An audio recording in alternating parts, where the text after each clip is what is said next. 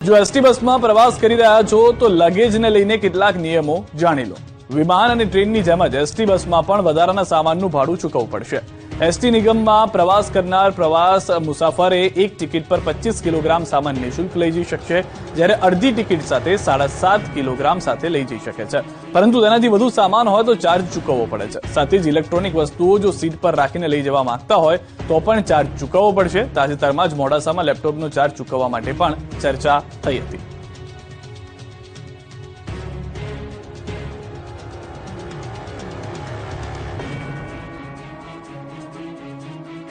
કેટલાક દિવસોથી મેઘરાજા આરામ ફરમાવી રહ્યા છે। વરસાદી સિસ્ટમ સક્રિય નથી, જેથી વરસાદના કોઈ એંધાણ દેખાતા નથી।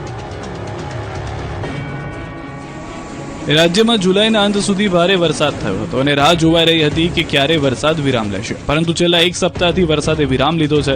હવામાન વિભાગે આગાહી કરી છે કે આગામી 5 દિવસ સામાન્યથી મધ્યમ વરસાદની ઝાપટા પડશે। ભારે વરસાદ માટે મજબૂત સિસ્ટમ સક્રિય હોવી જરૂરી છે। જો કે હાલ તો કોઈ સિસ્ટમ સક્રિય નથી, તેના કારણે ભારે વરસાદની શક્યતા નથી।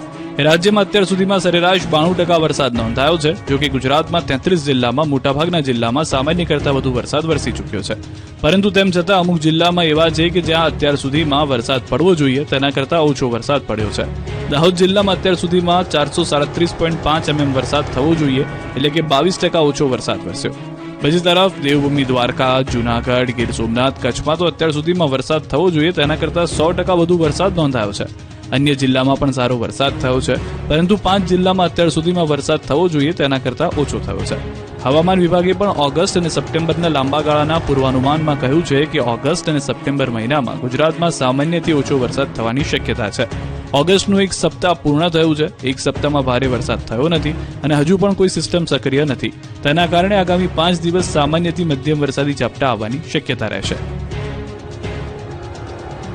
અમૂલ ડેરી દ્વારા પશુપાલકોને સ્વતંત્રતા દિવસની ભેટ। દૂધની ખરીદીમાં પ્રતિ કિલો ફેટે ₹30નો વધારો। અમૂલ ડેરી દ્વારા પશુપાલકોના હિતમાં મહત્વપૂર્ણ નિર્ણય કરાયો છે। અમૂલ દ્વારા દૂધના ખરીદ ભાવમાં વધારો કરાયો છે। અમૂલે પ્રતિ કિલો ફેટે ₹30નો વધારો કર્યો, જેને લઈ અમૂલ સાથે જોડાયેલા 7 લાખ પશુપાલકોને ફાયદો થશે। આ ભાવ વધારો 11 ઓગસ્ટથી લાગુ કરવામાં આવશે અને હવે નવો ભાવ પ્રતિ કિલો ફેટે ₹850 કરાયો છે। ગાયના દૂધમાં પણ પ્રતિ કિલો ફેટે ₹13.70નો વધારો કરાયો છે। અમૂલ ડેરીમાં દરરોજ લાખો લીટર દૂધની આવક નોંધાય છે। સતત દૂધની માંગ અને વપરાશ વચ્ચે અમૂલ ડેરીએ પશુપાલકોના હિતમાં મોટો નિર્ણય લીધો છે। ડેરી દ્વારા દૂધના ભાવમાં વધારો કરવામાં આવ્યો। પહેલા દૂધનો ભાવ પ્રતિ કિલો ફેટે ₹820 હતો, જેમાં ₹30નો વધારો કરી ₹850 પ્રતિ કિલો ફેટે કરાયો છે। આ જાહેરાત બાદ પશુપાલકો આનંદની લાગણી અનુભવી રહ્યા છે। અમૂલ ડેરીના આ નિર્ણયથી 7 લાખ પશુપાલકોને ફાયદો થશે। આ વર્ષે પશુઓના ખોરાકના ખર્ચમાં અંદાજિત 15થી 20% જેટલો વધારો થયો હતો, જેથી ઘાસચારા સાથે સાથે દાણના ભાવમાં પણ વધારો થવાથી પશુપાલકોને આર્થિક ભારણ વધ્યું હતું।